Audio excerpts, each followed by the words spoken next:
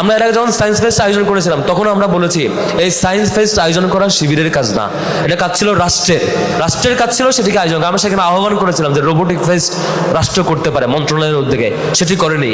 এরপরে ছাত্র শিবিরের একটি শাখা ছোট্ট পরিসরে আয়োজন করে দেখিয়েছে। আজকে রাষ্ট্রের এখান থেকে শিক্ষা নেওয়া উচিত।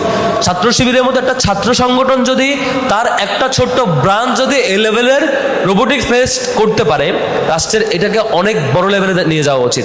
রাষ্ট্রের দায়িত্ব হলো এখান থেকে শিক্ষা নিয়ে সেটি স্কুল এবং একদম জেলা পর্যায়ে কীভাবে ম্যাক্সিমাইজ করা যায় এবং শিক্ষার্থীদের কীভাবে শেখানো যায়। আমাদের আশপাশে দেখতে পাই সেসব উন্নত রাষ্ট্রগুলো যারা সভ্যতার শিক্ষা দেয়, যারা এগিয়ে যাচ্ছে, যারা আমাদেরকে টর্চার করে, আমাদেরকে 200 বছর শাসন করে, এখান থেকে লুটপাট করে, এখান থেকে আমাদের অর্থনীতি ধ্বংস করে দিয়ে, এখান থেকে সম্পদ নিয়ে যেয়ে আমার সকল পলিটিক্যাল সিস্টেম, শিক্ষা ব্যবস্থা, বিচার ব্যবস্থা সবকিছু ধ্বংস করে দিয়ে এখান থেকে লুটপাট করে তারা গিয়ে সভ্যতা কায়েম করেছে। সেই সভ্যতাকে আমরা শিখছি, আমরা শিখার কথা বলছি, আমাদেরকে ফলো করার অভিনয় করতে হচ্ছে আমাদের।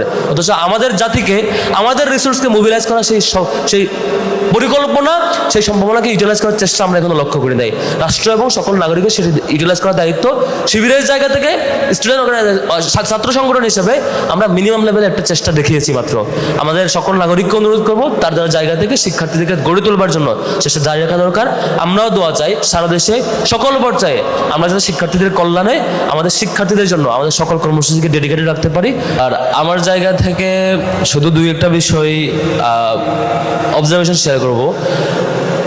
এই অঞ্চলের আমাদের পূর্বপুরুষরা যখন পৃথিবীতে সভ্যতার উন্নত শিখরে আমরা ছিলাম, যে সময়টাতে এই অঞ্চলের যোগাযোগ ব্যবস্থা, এই অঞ্চলের রাষ্ট্র ব্যবস্থা, এই অঞ্চলের শিক্ষা ব্যবস্থা টপ মোস্ট লেভেলে ছিল, যখন এই অঞ্চলে সে সময়ের ব্রিটিশরা, সে সময়ের ইংরেজরা, সে সময়ের অন্যান্য উন্নত রাষ্ট্র যাদেরকে আমরা এখন উন্নত রাষ্ট্র বলি, যাদের কাছে শিখতে চাই, যাদেরকে ফলো করতে চাই, যাদের ব্যাপারে আমরা খুব পুলকিত হই, সেই কমিউনিটির নাগরিকেরা আমাদের এই এলাকায় আসতেন এবং শিখতে আসতেন, পড়তে আসতেন, ব্যবসা করতে আসতেন, রাষ্ট্র ব্যবস্থা দেখতে আসতেন।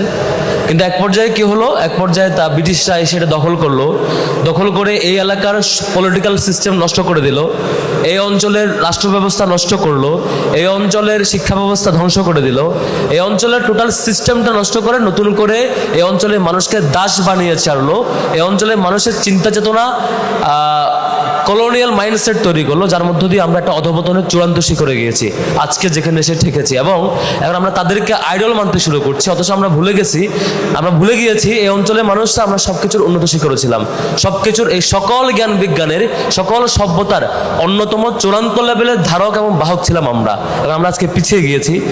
আজকে স্বাধীনতার এত বছর পার হওয়ার পরে এই অঞ্চলের স্বাধীন জাতি হিসাবে আমাদের অন্যতম বড় করণীয় ছিল আমাদের সেই হারানো গৌরব ফিরিয়ে নেওয়া।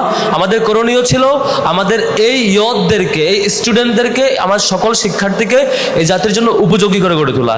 ছাত্র শিবিরের জায়গা থেকে, ছাত্র শিবির আপনারা দেখে থাকবেন এবছর ডাকসু, চাকসু, রাকসু নির্বাচন হয়েছে, আরো অসংখ্য পলিটিক্যাল ইভেন্ট গিয়েছে।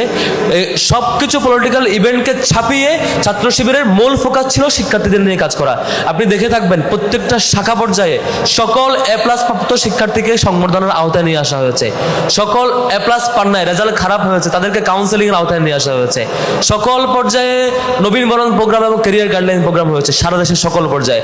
আপনি দেখে থাকবেন যে জাতীয় পর্যায়ে সায়েন্স ফেস্ট হয়েছে, আজকে একটা শাখার উদ্যোগের রোবোটিক ফেস্ট হচ্ছে। আবার দেখে থাকবেন যে 26 সাল এখনো আসে নাই, সেইটার প্রকাশনা উৎসব হয়েছে, সকল ক্যাটাগরির প্রকাশনা। অর্থাৎ একটা শিক্ষার্থীকে যত ক্যাটাগরিতে যতভাবে ডেভেলপ করা যায়, ছাত্র শিবিরের জায়গা থেকে আমরা সকল পর্যায়ে চেষ্টা করে যাচ্ছি শিক্ষার্থীকে তৈরি করবার। কিন্তু দুর্ভাগ্য, এদেশের রাজনৈতিক জনগোষ্ঠী, এদেশের সিলেক্টিভ স্টুডেন্ট অর্গানাইজেশনগুলো তারা চেষ্টা করে একে অপরের পিছুটান কীভাবে দেওয়া যায়, কীভাবে বাজে কাজগুলোতে প্র্যাকটিস করা যায়।